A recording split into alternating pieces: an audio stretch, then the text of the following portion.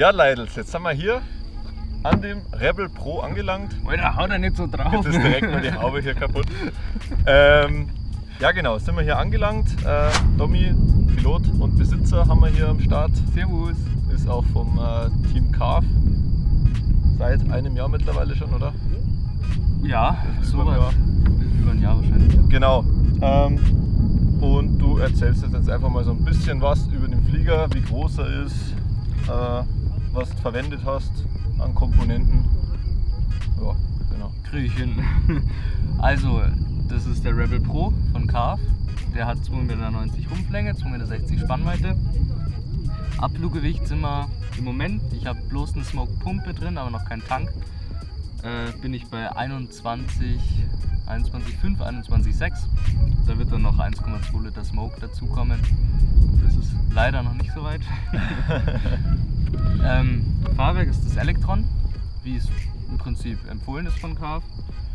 Und genau die normale Empfangsanlage Yeti, as always. Ja, genau. Was für Servos hast du drin? D-Tex EL3214S. Das sind eigentlich die Servos komplett rundum. Ja. Da habe ich überall die gleichen. Genau, und ich habe euch ja quasi auf Instagram noch gefragt, eben ob ihr Fragen an den Domi habt. Und da haben wir 2, 3 interessante rausgeschrieben.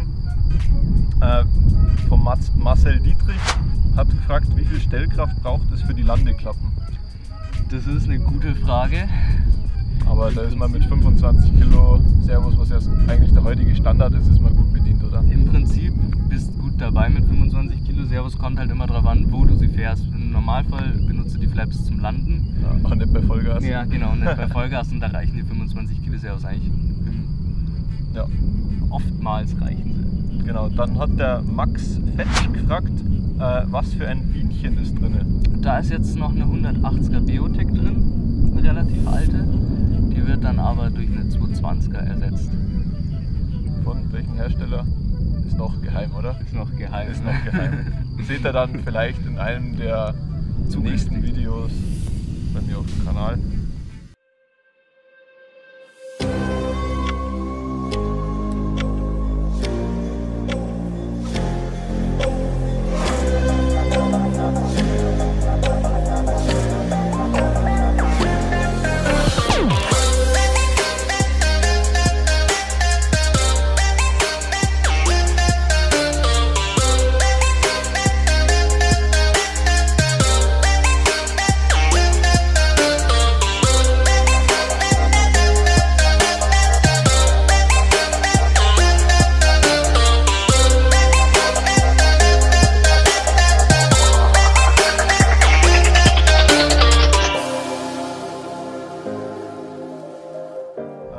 Und dann haben wir noch eine Frage vom Yannick-14.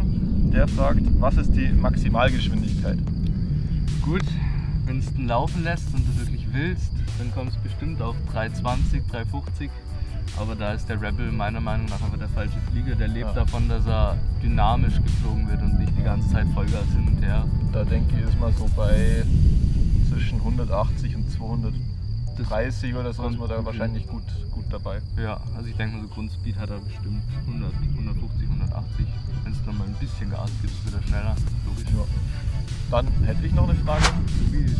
Was ist deine Lieblingsfigur mit dem Teil? Oh, schwierig. Also ist ja jetzt schon so ein bisschen fürs klassische Fliegen da. Ja. Ich habe auch mal fliegen sehen. Also sah da irgendwie alles recht geil aus. Aber was wäre deine Lieblingsfigur jetzt so spontan? Meine 2 Lieblingsfiguren sind eigentlich die klassische 8-Punkt-Rolle und Dirty Pass heißt es im Prinzip. Da fährst du Fahrwerk raus, Flaps raus. Normal fliegst du einfach bloß vorbei, aber der macht es halt so geil. Allein mit der Leistung reicht es, dass ich einfach Gas geben brauche und dann mit Flaps, mit Fahrwerk einfach Fahrtrollen ziehen kann oder was, und das schaut, finde ich, immer geil aus. Ja. In der Dämmerung ist am geilsten, wenn dann die Beleuchtung, Fahrwerk an ist und alles, generell die Beleuchtung, dann schaut es einfach am geilsten aus. Ja, du hast ja gerade das Thema Beleuchtung angesprochen. Was für eine hast du da verbaut? Genau, tagsüber benutze ich die Unilight-Beleuchtung. Da ist eben alles von Unilight im Prinzip drin. Und dann für Nachtflug nehme ich die Lucid-Elektronik, die neue.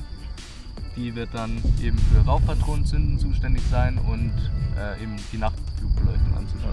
Die wird dann auch von Lucid sein. Genau. Wem der Name Lucid jetzt nichts sagt, dabei handelt es sich um Lucid Technology.